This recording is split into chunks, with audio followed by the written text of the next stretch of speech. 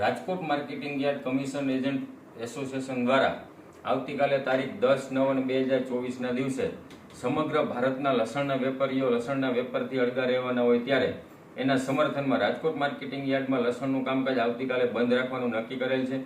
એના વિરોધમાં સૌરાષ્ટ્રના તમામ માર્કેટિંગ યાર્ડો બંધ રહે એવી વેપારી એસોસિએશન દ્વારા અમે જાણ કરીએ છીએ।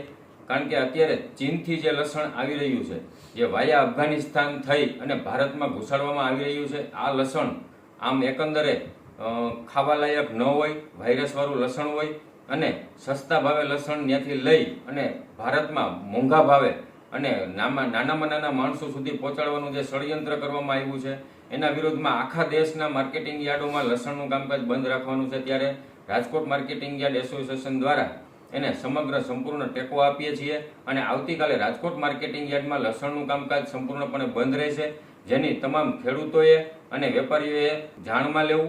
કારણ કે આ લસણ જો ભારતમાં વેચાવામાં આવશે તો આપણા દેશના જે ખેડૂતો છે એને અત્યારે પોષણક્ષમ ભાવ મળી રહ્યા છે। ઘણા વર્ષો પછી લસણના ખેડૂતોને આવા ભાવ મળે છે અને જો બહારથી લસણ મંગાવી અને જો દેશમાં વેચાશે તો આપણા દેશના ખેડૂતોને નુકસાનીનો સામનો કરવો પડશે। એટલા માટે થઈ અને આજે અમે વિરોધ કરીએ છીએ અને આવતીકાલે સંપૂર્ણપણે સૌરાષ્ટ્ર તેમજ ગુજરાતના તમામ માર્કેટિંગ યાર્ડોમાં લસણનું કામકાજ બંધ રહે એવી અમે વિનંતી કરી રહ્યા છીએ।